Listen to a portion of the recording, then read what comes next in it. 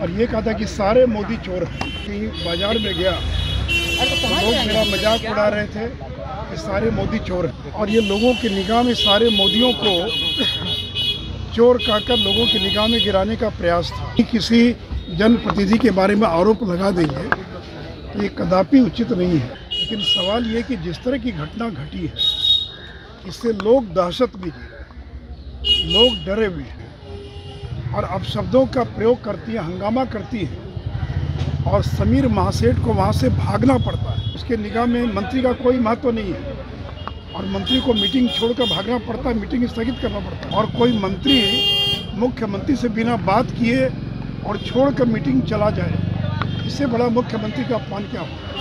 अब नीतीश जी बेचारे हो गए, वो लालू यादव की दया पर हैं, लालू यादव की कृपा पर हैं। बिहार के पूर्व उप मुख्यमंत्री और राज्यसभा सांसद सुशील कुमार मोदी आज पटना के सिविल कोर्ट पहुंचते हैं, जहां पर वो 2019 में राहुल गांधी के द्वारा एक बयान दिया गया था कि सारे मोदी चोर हैं। उसको लेके आज ट्रायल थी, उन्होंने मानहानि का केस किया था पटना के सिविल कोर्ट में, उसको लेकर आज ट्रायल शुरू हुई थी। वहीं बिहार के खान एवं भूतत्व मंत्री रामानंद यादव पे भी उन्होंने मानहानि का केस किया है। जिस तरीके से उन पे ये आरोप लगाया गया था कि खेतान मार्केट की ज़मीन जो है उसको सुशील कुमार मोदी ने हड़पा है, वहीं जो चर्च है वो भी क्रिश्चियन समाज की ज़मीन है और उसको भी सुशील कुमार मोदी के द्वारा हड़पा गया। उसको लेके मानहानि का केस किया था और सभी चीज़ों का ट्रायल था। लेकिन जिस तरीके से मानहानि का केस करने के बाद जब वो बाहर आते हैं तो बिहार के मुख्यमंत्री नीतीश कुमार पे जमकर बरसते हैं बेगूसराय गोलीकांड को लेकर। क्या कह रहे हैं सुशील कुमार मोदी, पहले सुन लेते हैं। 2019 लोकसभा चुनाव के दौरान कर्नाटक के कोलार में भाषण करते हुए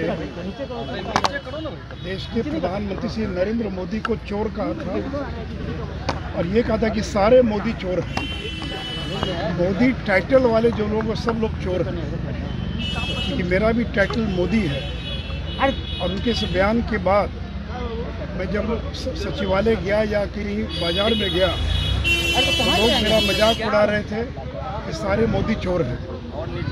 इसके कारण मेरी प्रतिष्ठा को आघात लगा और ये लोगों की निगाह में सारे मोदियों को चोर कहकर लोगों की निगाह में गिराने का प्रयास था। और इसलिए मैंने यहाँ पर मुकदमा मानहानि का मुकदमा दायर किया था। उसी मुकदमे में आज मेरी दूसरी बार गवाही थी, जो जीरा थी, जो मेरे यानी जो कांग्रेस के वकील थे उन्होंने आज दूसरी बार जीरा की और मुझसे अनेक सवाल किए। और इस मामले में राहुल गांधी को भी कोर्ट ने समन किया था, उनको भी यहाँ पर आना पड़ा था, तो और फिर उनको आगे आना पड़ सकता है। तो इसी मामले को लेकर मानहानि का मुकदमा दायर किया था। उसी प्रकार परसों मेरे वकील ने मेरे बिहाफ में श्री रामानंद यादव के खिलाफ भी मानहानि का मुकदमा दर्ज किया, क्योंकि बिहार सरकार के खान एवं भूतत्व मंत्री श्री रामानंद यादव ने मेरे ऊपर आरोप लगाया कि लोदीपुर पटना और सब्जी बाग में जो खेतान मार्केट और जो लोदीपुर मॉल बन रहा है वो मैंने डिप्टी सीएम रहते हुए क्रिश्चियन मिशनरी की ये ज़मीन थी जिसको ज़बरदस्ती कब्जा कर और मैंने मॉल बनवाया। ये आरोप बुरी तरह से मनगढ़ंत और बेबुनियाद है।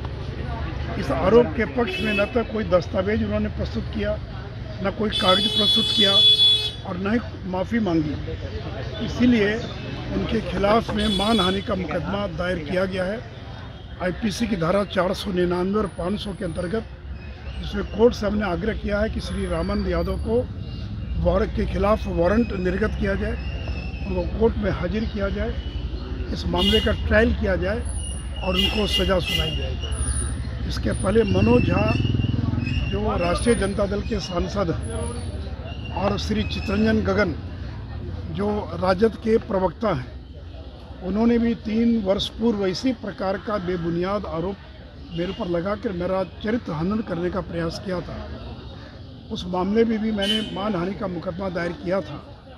उसमें श्री मनोज और श्री चितरंजन गगन को समन हुआ और कोर्ट ने उस मामले का कॉग्निजेंस लिया है। तो अगर आपके पास कोई सबूत है तो सार्वजनिक करना चाहिए, बताना चाहिए। यूँ ही किसी जनप्रतिनिधि के बारे में आरोप लगा देंगे तो ये कदापि उचित नहीं है। और इसलिए मैंने श्री मनोज झा, श्री रामानंद यादव और श्री राहुल गांधी के खिलाफ में और मानहानि का मुकदमा दायर किया था, जो अभी जो मामले अलग अलग स्टेजेस की हैं। बेगूसराय मामले में सर जिस तरीके से फॉल्स अरेस्टिंग, देखिए मैं उस पर कोई टिप्पणी नहीं करूँगा। गिरफ्तारी हुई है, गिरफ्तारी तो हर मामले में देर सवेर हो जाती है, लेकिन सवाल ये कि जिस तरह की घटना घटी है इससे लोग दहशत में जी रहे हैं, लोग डरे हुए हैं। और अब इनकी सरकार के जो विधायक और मंत्री हैं वो मनबड़ू होते जा रहे हैं। कल ही नवादा के अंदर राजवल्लभ यादव जो एक बलात्कार के मामलों में सजा याफ्ता है, उनकी पत्नी विवाह यादव वो नवादा के अंदर जो मीटिंग हो रही थी, मीटिंग में घुस जाती है और अपशब्दों का प्रयोग करती है, हंगामा करती है और समीर महासेठ को वहाँ से भागना पड़ता है। लिटरली उनको वहाँ से भागना पड़ता है, मीटिंग स्थगित करनी पड़ती है। तो विधायक जो है वो उसके निगाह में मंत्री का कोई महत्व नहीं है और मंत्री को मीटिंग छोड़कर भागना पड़ता है, मीटिंग स्थगित करना पड़ता है।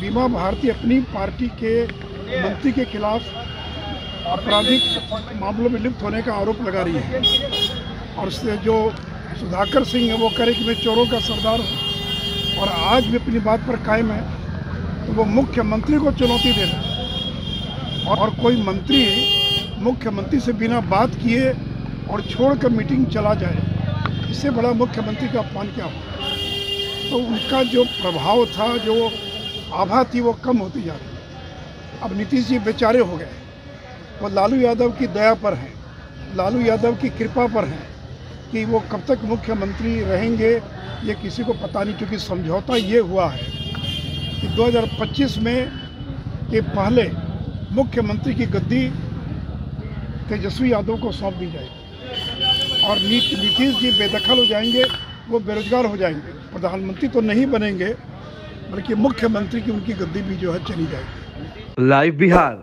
YouTube पर सब्सक्राइब और Facebook पर लाइक जरूर करें।